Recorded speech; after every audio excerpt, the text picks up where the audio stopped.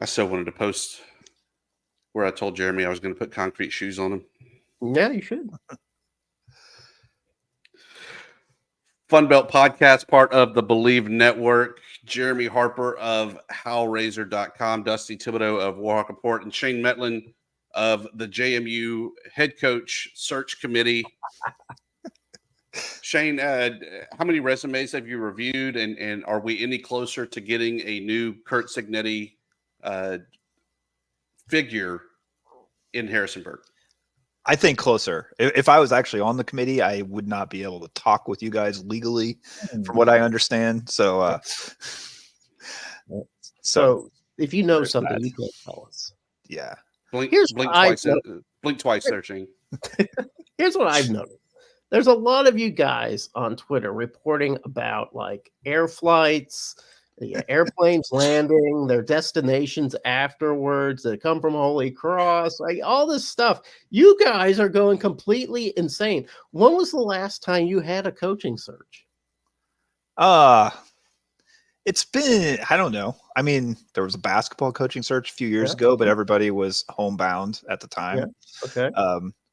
When Cignetti came, it wasn't the same. I mean, it wasn't FBS football when Cignetti came. I mean, that's the big thing. I think like the interest level has increased, the stakes have increased, and this is what we're seeing. Yeah, I've been through this. They're famously Arkansas State went through this like 5 times in 5 years, right? It was a revolving door. It really, well, yeah. And every postseason about this time, it was monitoring airplanes, message boards with really wild ideas. Saban's coming. Saw him on campus. So, have you heard? What is the wildest rumor that you've heard? The rumor that you know might be true. That Dana Holgerson was on campus, and then there was a plane that came from Houston that same day, but it was like obviously somebody local owned that plane, and it was clearly not Holgerson, but then that somehow became like people had saw him on campus. When I know anybody that was interested was not on campus. We'll put it that way. So what's funny about that, Shane, is even in the ULM coaching search, somehow somebody found out how to track flights, and they were like, there's a flight from Houston to Monroe, and it's Holgerson. I was like, nah, that's my private plane. I just wanted some Johnny's Pizza. Speaking of ULM got their guy, Dusty. Tell us a little bit about your boy. Bryant Vincent, first-time head coach. He was the interim head coach for UAB when Clark decided to hang it up mid-season or right before the season there. Had some long-time high school coach, been the offensive coordinator for New Mexico Lobos. They had the 47th rated offense, which was ahead of the likes of Arkansas State, Texas A&M, Alabama, Clemson. So hopefully the excitement is coming back on the Bayou, at least offensively, and the air raid style will be coming. I'm still on the fence. I don't know what to think. I saw the introductory press conference. I was not just blown away wowed, but look, something's got to give. If this is the guy that can fix it, don't wow me and just fix it and just do it. It's like the total opposite of Terry Bowden, right? Terry Bowden, the old seasoned football coach, old school guy, wears the tie, wears the white shirt, from that old lineage of great college football coaches. You guys were like, no, we're done with that. We're going to go back to the young pool, pick up a hotshot assistant, get a little youth in here, maybe some fresh thinking. Maybe this guy is it, Dusty.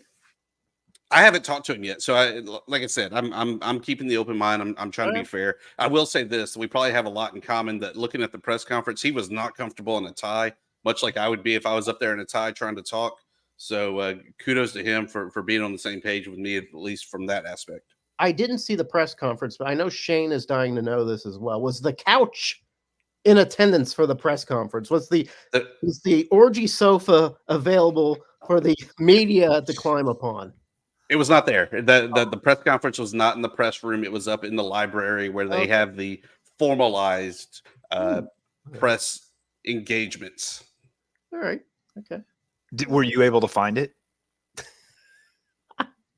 The library? Yeah, I'm assuming that's probably your first time in the library. I see what you did. You know, the whole reason we have that library is because one of the 2 worst presidents that the university's ever had decided he needed a new office. Okay. And so he built a new office surrounded by books. Ooh. So he put his office in the library. Of course. Okay. That's nice. All right. So I do like that Shane is mocking your academic credentials. Well, and because Shane's a elitist East Coast journalist, so he feels like he can do that. I mean, I went to the library a couple times when I was in college. We had a bar called the library. I lived in the library, man. So it was a nice, quiet bar. The actual. I mean, journalism's not the hardest major. I didn't spend a ton of time in the library. I'll be honest. I have a minor in marketing, and my brother calls a minor degree as, or not minor degree, a marketing degree as the degree for dumb guys. So I got like a half a dumb guy degree. I at least that's how I look at it. All right. So also going on before we head into the big championship game, which for a while was pretty good. You got to look at the transfer portal. Opened up on Monday, but there was a lot of leakage going on beforehand. So I've been tracking this, guys. I've been piling up all the names and assembling them and organizing them. And it's like 75 guys right now in the FunBelt portal. And some of these guys are pretty good. Like they've earned like all FunBelt honors. Guys like John Tree Hunter from Georgia State and Marcus Carroll. You might have heard of James Carpenter, Shane, from James Madison. Yeah. One of my boys, Javonte Mackey, great young linebacker. He's leaving. Apparently. 10-time FunBelt Conference Player of the Year, Grayson McCall. Well, I was going to get to that because there's also 7 FunBelt quarterbacks that are currently in the transfer portal. One is C.J. Rogers of Texas State. I don't think he saw much time. But Zach Wilkie, quarterback for Southern Miss, he's in. Jordan McLeod, I don't know if you heard of him, but he's in the portal.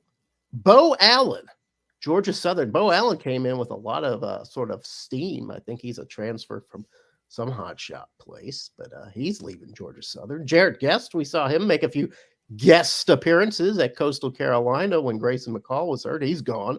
Grayson McCall, the world's famous quarterback, also gone. And then Cam Fancher, everybody's favorite quarterback. And guys, did you see what the Coach Charlie Huff, said about the Cam Fancher situation today? That was pretty wild that he said that for public consumpmption. Now, I'm not doubting it. I mean, it sounds just about right, but like that he said it that bluntly. That was that was quite a quote. And Cam Fancher's mom came to his defense on Facebook saying that was not true. They love the university, they love the herd, but it was just time for essentially a scenery change. Well, here was his quote. I'm not sure those statements contradict each other that much. The quote was, this is what Huff said. There isn't a lot of money for NIL, and the fans hate him. The kid has been miserable. I agree with there not being much money for NIL, because I just don't see where that's a big economic booming and a lot of discretionary income to have a huge collective or NIL. But to say fans hate them, fans are going to hate anyone. Fans hate us. Yeah. But here's the thing, too. It is days before you close escrow on a recruiting class in December. Is your message really, come to Marshall, the fans will hate you, and we have no money for NIL? That just doesn't seem like a good marketing ploy to me. Yeah, that wasn't the best move, I don't think. I mean, I think he's clearly trying to say, hey, our fans need to shape up and help us out here a little bit. Like the message was certainly more towards the fans than the recruits, I think. But still, we'll see. We'll see if that ends up coming back to bite him, because that was. Yeah. Let me tell you something, Shane. Anytime you go after fans, I don't care who you are, it's coming back to bite you. Yeah. There's just more of them than you. You know, I've seen coaches try to lecture fans before, and it never turns out good. I mean, not even Saban, I think, can lecture fans without getting some heat. So yeah, that was a strange thing to say. But yeah, there's some guys that I'm gonna miss, and I guess I think there's a 30-day window here. Shane, you know this, right? There's like a 30-day. Okay, so there's probably still plenty of time for people to jump in. I kind of expected more blue chip guys to jump in. I know losing a Jordan McLeod or Marcus Carroll, those kind of guys you don't want to lose in the Sun Belt. But I kind of thought we were going to lose maybe more talent than that, and maybe it's just players having plenty of time to wait it out. Yeah, I mean, although I don't know how much I mean, I guess you don't have to be like signed and delivered in 30 days, but it still seems like if you're thinking about it at all, you'd go in right away, right?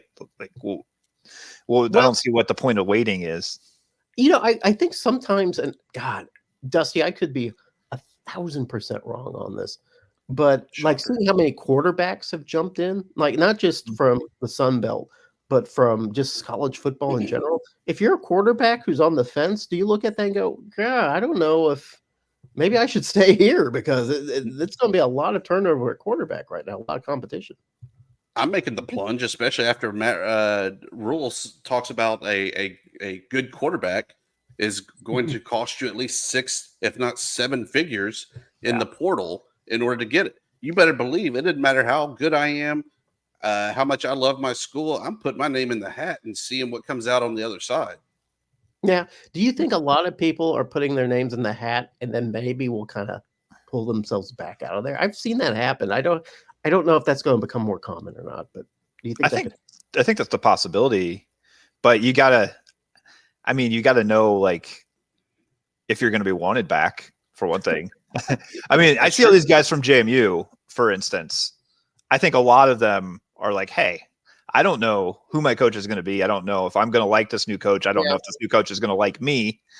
So what do I have to lose by putting my name in?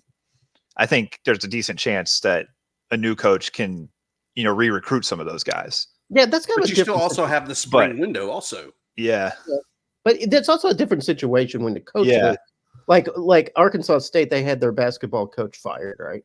And immediately, like 6 guys jumped in the portal. Well, the new coach comes, and about 3 of those guys said, "Okay, I kind of like what this is doing," and they came back. Yeah. But you know what? Like, also Arkansas State had a guy named Corey Rucker, a wide receiver, who started off with Arkansas State, ended up jumping in the portal the first year of Butch Jones's tenure. Went to South Carolina, didn't like it, came back this last year.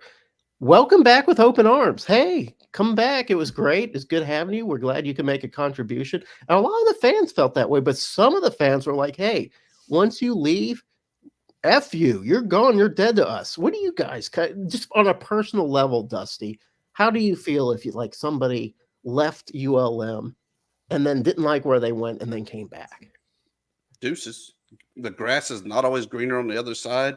Yeah. If you can't stick it out like the rest of us, and for better or worse, because it should be a 4 or 5 year marriage of to the program. See ya. That is some old school, Dusty. I like it. You went from being a D1 starter and really having the reins of the program to now you're jumping to then wind up at a D3 or NAIA school, or you now no longer have a scholarship anywhere. Yeah. Yeah. I think it's a case by case type of thing. Some guys have good reasons, maybe families putting pressure on them or things, and it just doesn't work out. And they're like, hey, I'll know where I go, I'll go somewhere I know when they bounce back. But I don't know. I mean, I think you got to remember, like, a lot of these guys are hearing from a lot of people who don't always like know what's best, and they're still 19, 20 years old trying to make these decisions. Yeah. But I think, you got to also keep in mind, like we said, a lot of these guys say, hey, I'll enter the portal and see what happens and maybe come back. And then by the time they're ready to come back, they've been recruited over. So everybody's got to kind of keep in mind, like, what their own situation is. Yep. So a lot of the portal guys, they're from the teal field there, Jeremy. Do you think there's some smoke to that fire where we saw the tweet come out that the Shant Collective was no more? Right, Golden Boy is gone, and everyone else is too. Yeah.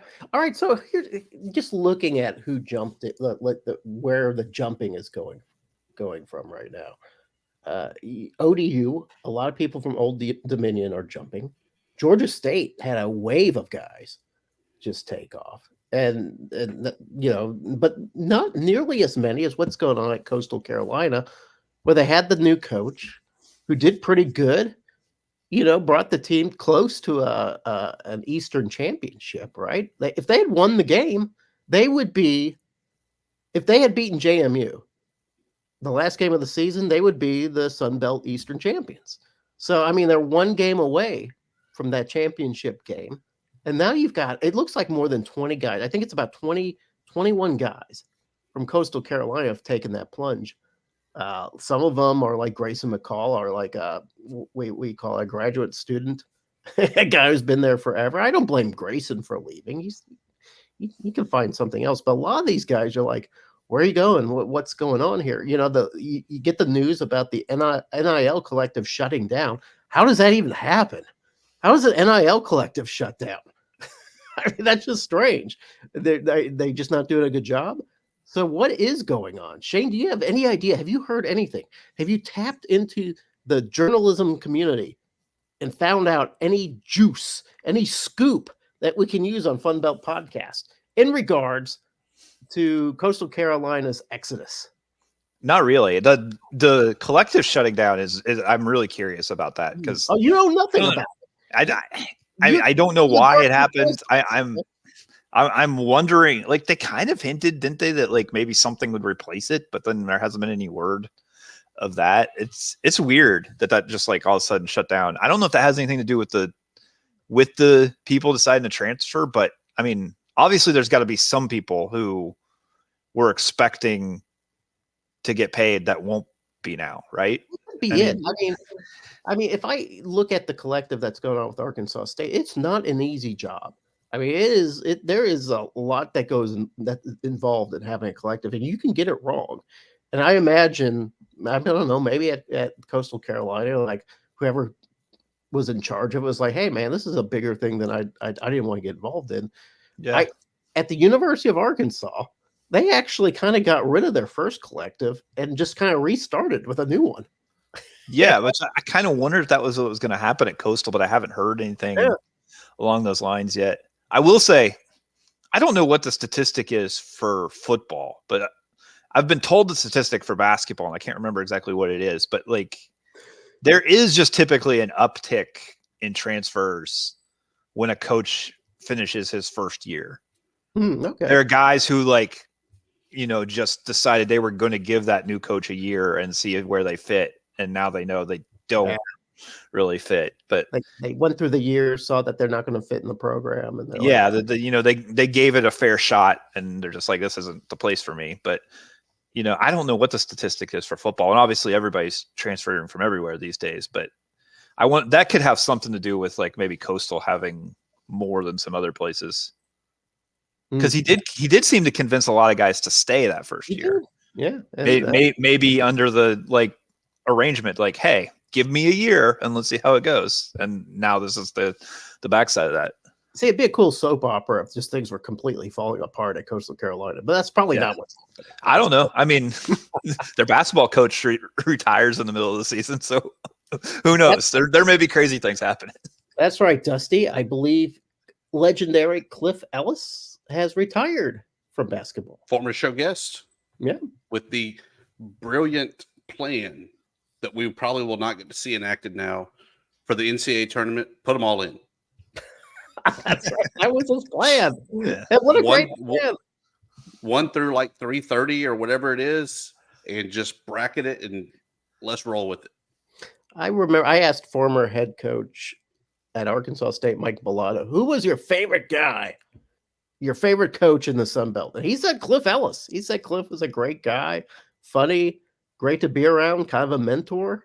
And now he's gone. But, I don't want to say he overstayed his welcome. I think he was still coaching some pretty good basketball at the end there. But he's been around for a long time. And this gives Coastal Carolina an opportunity to get some fresh blood.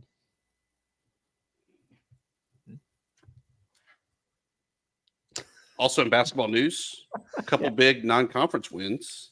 Yes. With App State somehow getting Auburn and Bruce Pearl to come to Boone, and then they beat them. Yeah. They're selling pictures as a fundraiser of everyone storming the court. First of all, Jeremy. Credit to Bruce Pearl because he does tend to take his team to strange places in the OOC to toughen up that team. So good for him. There is no tougher place, in my opinion, to go to play a basketball game in the OOC season than Boone. What a great win for Appalachian State for sure. But man, I don't like even playing a conference game at Boone, let alone have to drag my team into those mountains, try to get acclimated to the height difference, and then play some basketball in an arena that has some pretty rabid fans. So congratulations once again to Coach Dern, right? Kearns. God damn. Yeah, I got to get into basketball mode. And Kearns is one of the better coaches in Sunbelt basketball. I got to remember that. But man, congratulations to Coach Kearns. He's really got that program humming. I believe second in the net for the Sunbelt, just behind James Madison. I believe you're correct. Yeah, because I looked. I feel like you're just sucking up to Shane. I'm sucking up to James Madison basketball. Sucking up to anything James Madison, man. They rule the Sun Belt with an iron fist. They're my warlord. Shane, when there's a new coach, will there be like streamers that pop out of a chimney or something like that to announce it? Much like the Vatican has the white smoke. I don't know. I think that's a good idea. Like, maybe like a chimney cannon or something, or a streamer cannon or something like to surely call we can everybody. Hey, so Dusty, you said there were two big wins. What was the other one? I don't remember. Oh, Jesus Christ. Come on. All right. Look, Jeremy, you remember back when I used to actually plan all these elaborate show notes of everything we were going to talk about, and there were random. Y'all would never read them, and so you know what? It became I'm not going to waste my time for stuff that y'all are not even going to read, and so screw it. It is what it is. It just feels like there was another big win in basketball. James Madison's still undefeated. That's kind of cool. South Alabama. Guess what? They're back to 500. They had a big win. ULM, I think, had like 110 points over Champion Christian. Hey, congratulations! But they gave up 63 to Champion Christian. Yeah, but still, points are points. That's pretty good. Alabama beat Arkansas State. Yeah, I watched that game. The second half much better than the first. But coach in my DMs kind of chatting me up a little bit. But yeah, it's been interesting. I'm looking forward. I feel like the Sunbelt scene's kind of getting a little bit better. They started off so slow. I think but then there's Georgia Southern. I don't know. Georgia Southern's terrible. Yeah. If I had the net rankings in front of me, I believe they'd be dead last. I believe you'd be right. Yeah. Oh, the other big win?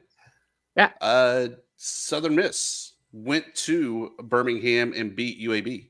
Oh, they're coming to Arkansas State. UAB is coming on Saturday. So trying to figure out if I'm going to make it up to Jonesboro for that. But yeah, that's Did you also go check?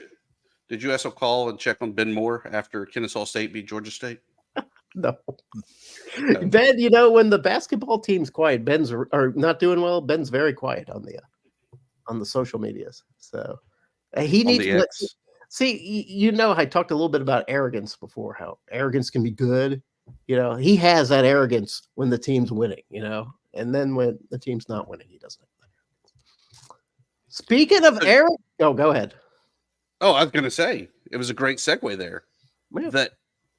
Speaking of that, the president of the NCAA has implied twice now that there's only going to be 100 teams, maybe even a little bit less than that, in this new NCAA that also has the proposal of paying student athletes $30,000 each. And the universities have to agree to do it across the board. Now, the caveat of that is they've always only talked about football, but with Title IX, you got to pay everybody. So you got to pay your women's golf, the swimming and diving, the soccer team, the equestrian team. Out of that, what does that do to the program? Are we all going back to being a 1AA type of program where we don't have as many scholarships, we don't have to pay the NIL tax or whatever you want to call it? Or what are we looking at if this comes to fruition? Because I don't think anybody except maybe James Madison in the Sun Belt can pony up the bucks. Yeah, I feel like Shane's going to have a better outlook on this. I will say, though, that one, there's a lot of knee-jerk reaction to that proposal that, they put it out and there's a lot of like, that seems like a good idea. And then there was a lot, here's the NCAA trying to be relevant.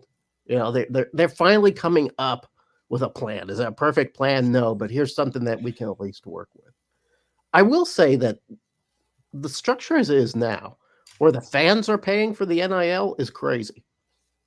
Fans bailing out this whole problem with student athletes being paid is a terrible idea. And it's bad for the fans. The people making money off student athletes aren't the fans. The people making money off of student athletes are Adidas and Nike and ESPN and Fox Sports. Why aren't they putting into the kitty? Why aren't they matching funds? Why isn't there a structure in place where they put in money to pay athletes? But Shane, help us out here. Please, with your journalistic integrity, just parse this out for us.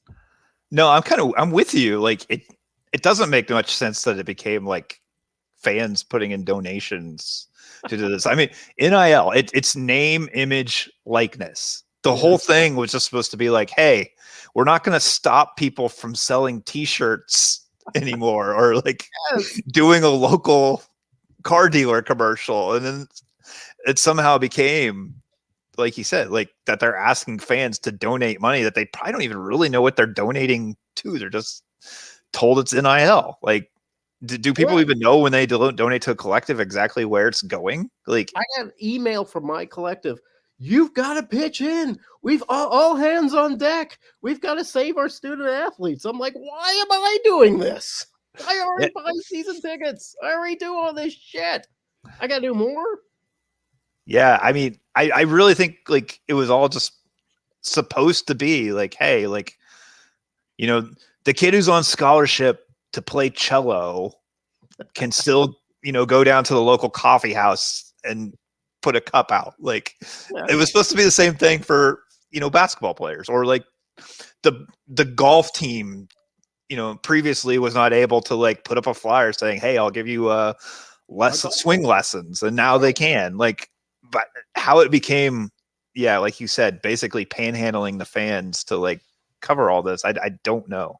Oh my God. I just listening to you, Shane, makes me realize just how just cancerous and toxic this has become. Dusty, give us some good news.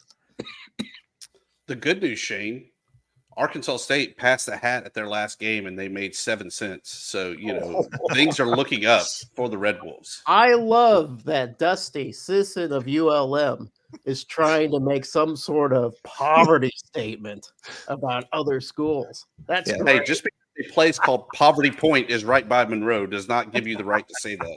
But that went towards trying to pave the road to the vet. You're on your way. You've already pissed off Boone. Who else did you piss off? Did you piss off Georgia State? I don't know. You just my teasing of Arkansas State is directly directed at Jeremy. I have absolutely no real knowledge or anything against Arkansas. Do you know how much power I wield? I am Arkansas State. Damn you! He's the mayor. So speaking of which, the good news. Okay, and something we haven't talked about. It was probably the biggest thing this past week. Sunbelt Conference Championship. Troy goes back-to-back, getting the big win over App State. Good game for 3 quarters. But then that fourth quarter was just spitball. It might have been more like good game for 2 1/3 a quarter. I don't know. It was like they opened up and like Appalachian State scored. And then Troy scored. And then Appalachian State looked up. And then it was like just completely collapse. on Appalachian State part. I tell you, Vidal, he looked awesome. That guy looked unstoppable. No one could tackle him. He was just pounding that offensive line, was just throwing guys around so he could just truck on through. Troy looked to me like the best Group of 5 team in all of college football that day. Yeah, they should have been getting more consideration for that. Like, you know, I'm not sure with their losses. Not that their losses were bad, but I'm not sure. Like, if you tell me, like, yeah, they're not going to get the top ranking, but the fact that they were just never even considered for the rankings, like, never made sense or sat right with me. Not once were they even considered. It was crazy. So what do you think? I saw Dave Schultz, Locked On podcast, talking about Sunbelt, that Liberty gave the blueprint of how you get into the New Year's Six is basically have a schedule that's 100% winnable and win, baby, win. Do you feel that that's kind of how Liberty slipped in? Is that the fact that they were able to run the tables on a pretty soft schedule? Okay. Here's what bugs me about that whole thing. All right, so Florida State, they go ahead, they win their conference. They go 13-0. They win the conference championship game. Denied college football players because what they're told is, yeah, you were 13-0 and you won the conference, but you weren't quite good enough because we're looking at your schedule here, and it wasn't as good as Alabama's. So we're going to put Alabama in the place of you. But on the opposite, they said to the Group of 5, which is like the only thing that we can really get is a new New Year's Bowl game, right? That's our big prize. They said, we're going to skip this idea that the schedule matters. We're not going to hold you to the same criteria as we held Florida State. We're just going to say, well, whoever went 13-0 and won their conference championship, I guess we're going to make them the champion. Not even looking how piss poor that Liberty schedule was. That Liberty schedule was the weakest schedule in all of college football. And the college football committee hardly even blinked. They're just like, oh, wait, what, 13-0? That's all they saw. That's all they saw, and maybe all the money that Liberty has. And they just elevated them into the New York Six Bowl without looking at Group of 5 teams that clearly have better schedules, that clearly have better wins. And they were just like, no, we're just going to say, hey, we told you, if you take care of business, go 13-0 and win your conference, you'll get in. But for some reason, that doesn't apply to Florida State. This laziness of the college football playoff committee is astounding to me. Yeah, well, I think you hit it. Like, they care which of the conferences get into that top 4. Yeah, they don't care like which Group of 5 school is. It's like, so, you know, they went to the trouble to rig it at the top, and then at the bottom it was just like, yeah, whichever. It doesn't really matter. Yeah, at the beginning of the year, they lazily put Tulane in there. Well, they won it last year. We're just going to put them in this year. Tulane did okay. They had some really bad games at the end of the year. Ended up losing their conference championship.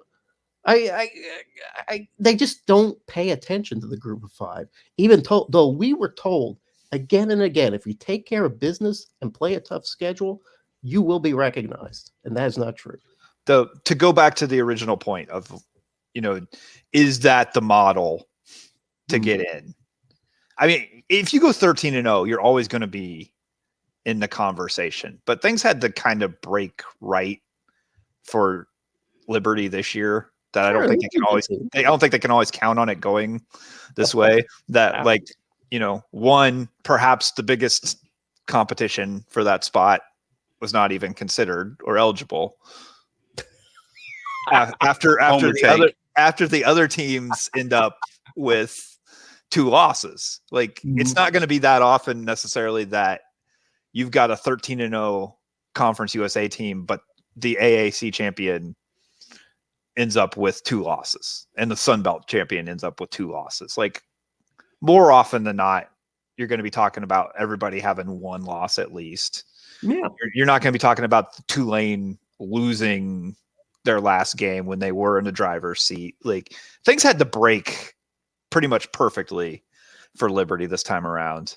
And yeah, like I say, I mean, schedule soft and go 13-0. You're going to be in the conversation, but I don't know if most years that would have gotten it done for them. But I will say this to defend the committee, which I actually don't agree with, but I definitely have to say this. The SEC is a better conference than the ACC. So even Alabama with their one loss to Texas is still more impressive on paper than a 13-0 ACC schedule. Yeah, I see. To me, is all conjecture, right? And all perspective. And one of the things that SEC has been criticized in the past before, Dusty, when you talk about rigging the game to where, you look better at the end. The SEC is notorious for putting those FCS games at the end of the year, right? So, so that, people forget about that Texas game by now. That all they see is that Alabama's won 8 in a row or whatever. I mean, SEC's been gaming that system for a long time. I don't know if the SEC is that much better than the ACC, Dusty. I really don't. In fact, quite frankly, I don't know if there's that much, talent difference in any of these divisions in the Power Five, at least. I think there's a lot of SEC crowing. Oh, well, obviously we're the best, but I don't know if that's true. I mean, look at some of the teams in the SEC, and you're like, these guys are gross. Arkansas, gross. Mississippi State, disgusting. Vanderbilt, awful. I mean, there's plenty of bad teams. In Florida, bad. I mean, there's plenty of just bad teams in the SEC. Yeah, I mean, I don't know. Yeah, I don't know if the SEC this year is better than the ACC. Like nine times out of 10, they would be, but this year, I'm not entirely sure. I think the ACC had a winning record against the SEC in non-conference games, didn't they this year? Yeah, something like that. Yeah. And here's another thing too. Why isn't anybody upset that Georgia's getting the shaft? I mean, if you look at Georgia's one loss and Alabama's one loss, I mean, don't you kind of, if Alabama's so great, then isn't losing to Alabama, the one loss that you have, better than losing to Texas? Well, because they're the Kings. But that's what people pointed out didn't make any sense. It's like, yeah, if you're saying that Alabama jumped Florida State, then yeah, Florida State should have been 6th, not 5th. Like, because it makes sense that Georgia would be above them too. That they clearly just said, these are the 4 teams we want. Okay, now stick Florida State on the outside. Yeah, and the only reason why it matters to me, because I compare what happened to Florida State with how Liberty somehow ended up in the G6. With my point being, yes, strength of schedule really seemed to matter for Florida State, but it doesn't seem to matter at all for Group of 5. You just got to win 13 games. And to me, that's just not fair. It's not fair to the Group of 5. On that note of being fair to the Group of 5, the Sun Belt owns the postseason. 12 teams going into the bowls. We will talk more bowl game next week when we kind of get ready for actual bowl week action. But looking at the games, guys, are there any games that really just stand out to you that you're like, man, that's the game that I'm definitely watching or even trying to go to? Well, I'm definitely going to the Camilla Bowl with Arkansas State versus Northern Illinois. A matchup of 2 mighty 6-6 teams, Dusty. I'm there. I've got the premium tickets. I'm coming down there. We're going to have premium drinks, premium food. It's going to be awesome. Shane, any bowl game that you have circled? Sounds like a homer pick, but JMU Air Force is that's a good game. Seems like a good matchup. I mean, those are 2 teams. Like 8 to 9 weeks into the season, those are teams that we were talking about. Like, hey, these are the ones from the Group of 5, right? Like, so I think that'll be fun. I mean, outside of that, trying to remember who else where. So the reason I'm not excited about that JMU game. I was hoping that the New Orleans Bowl was going to be Jack State and GMU as the ineligible bowl. So I'm disappointed in that. So bad. You want so bad. And I don't know. Is James Madison going to be able to block out the noise of Cignetti leaving, all these coaches leaving, our kids opting out of the bowl game, or what exactly is going on with that team? That I think it's just going to be too much noise that the Dukes are not going to be able to overcome it. Sorry to ruin my pick for next week. Yeah, I don't know. That is the like one thing to me is like just how well JMU will play. And I don't even know if it's so much the noise. It's, you know, they've got a 4-person coaching staff right now trying to get ready for Air Force, like, which, you know, would be all hands on deck trying to game plan for that system in a normal situation. Did he say he was going to coach the game? He did, and then he went to Indiana and said, "Oh, but 90% of my intention is going to be here." And then and then Jeff Bourne said, "Okay, we'll never mind."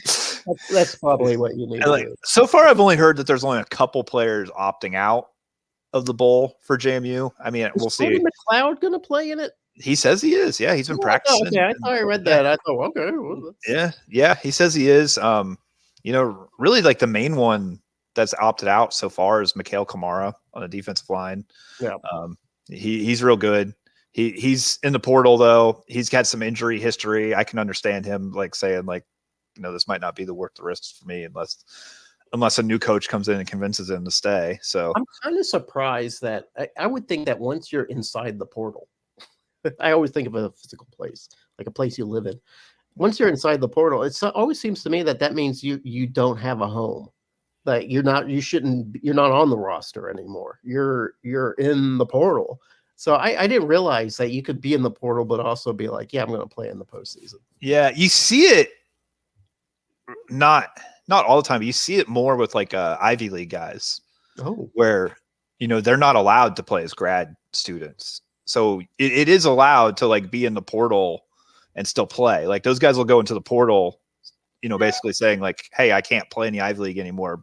I'm going to move on next year, but I'm still finishing this season. So it's allowed, but you don't see it like at a school like JMU that often.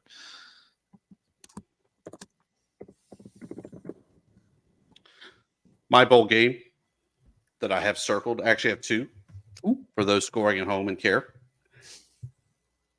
How can you not pick the weirdest game of Big Red versus the big weird Monarchs? I hope Ricky Ronnie can pull it out, and I hope it's as weird as we all hope it is, and that we're able to get another win over Conference USA. But I think that the other great game that's going to be is that MAC Sunbelt matchup of Miami of Ohio against App State. Absolutely. That is a good game. App State showed some life at the end of the year. Was it a fluke, or are they back for real? All right, now here's the thing about the Mountaineers in the postseason. They have not been good. Like they've been destroyed by Western Kentucky. I want to say they got destroyed before then or whatever. I get a little worried about the Mountaineers in these bowl games. That being said, on paper, this looks like a great game, Dusty. Yeah, and I think they've got the momentum. They got, you know, Joey Aguiar says, I'm coming back. Like, I think the vibe around App State going into this postseason is completely different than the last postseason, where it's kind of like, you know, obviously, I mean, didn't even play a bowl game last postseason, but the last couple has kind of been like ending in disappointment. Whereas this time, you know, I think the vibe's just different. My other game I'm looking at though is Troy Duke, where, you know, it's the Power 5 opportunity. And I think Troy has a real opportunity to just like pound Duke and make a statement for the Sun Belt in that one. I believe Troy is a 6-point favorite in that game. So it's basically a home game. Yeah, it's a home game, and Duke's not very good. I mean, they're okay. They're 6-6, right? Or isn't Duke 6? They're 7-5, I think. Oh, they're 7-5. Okay. Yeah. 7-5, but their quarterback, won't have their star quarterback. Yeah. It's a home game for Troy. Troy is a good team. I kind of expect the Trojans to just, you know, make a statement in that one. Well, so Jeremy's going to the Camellia Bowl. I'm going New Orleans Bowl. Shane, are you traveling to the Armed Forces Bowl? To be determined.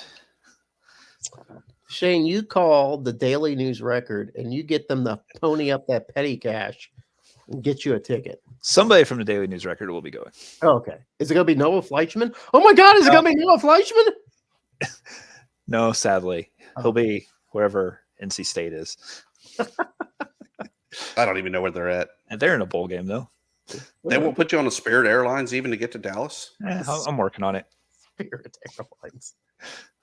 Shane, I'll make the trip up to Fort Worth so I can finally meet you. Okay. Sounds good. You know what my wife said? Megan's like, wait, you have 3 hosts on that show? I said, yeah, Shane Metlin. She's like, who's Shane Metlin? I know Thibs. Well, you met Thibs. Yeah. I still absolutely love that people are like, so how'd y'all all get together? I was like, I don't know. It all just kind of fell in, and How's it happen? Anyway, do we need to do like a flashback episode where like it explains the origin story? We need an origin story. Like we need like a movie where we're kids and that's how we meet. And yeah. We all meet up in Monroe and we all just have a 3 guys on the couch. And on that note, okay, Jeremy, give us your plug, promo, or parting shot. All right, so my parting shot was going to be that diatribe about the NIL situation and Florida State. No, it was going to be about Florida State and the Group of 5 team being selected and how that was done. So I'm not gonna have a parting shot, guys. I'm just gonna have a plug.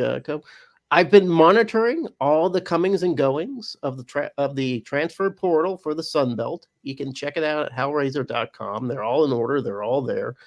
Several sources that I cite for it. So check it out. See if your favorite player's there. Let me know if I've missed a player or if a player that I have listed has since withdrawn his name.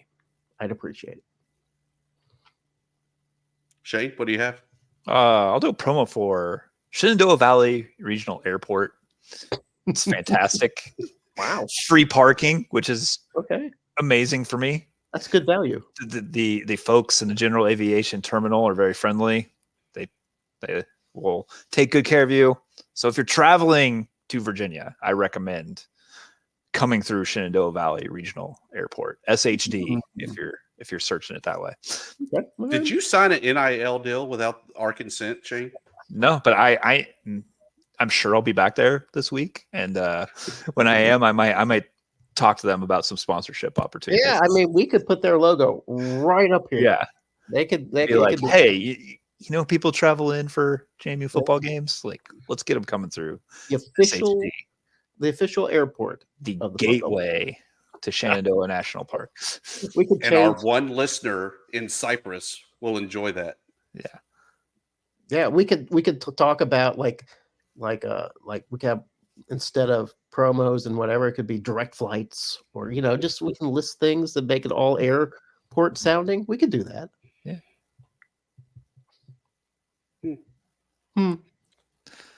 My parting shot. It makes Jeremy so happy. He's going to giggle like a giddy schoolgirl. I can't wait. Travis Kelce's girlfriend has been named Time Person of the Year. She is so great. That's all I had for you. I love her. I think she's great. She is outstanding. She's pretty. She's talented. She can play the guitar. She can sing well. She has this great following.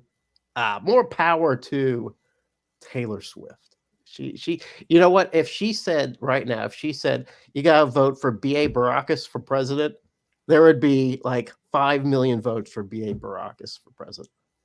You mean Mr. T? Yeah, but she probably only knows him as B.A. Baracus. you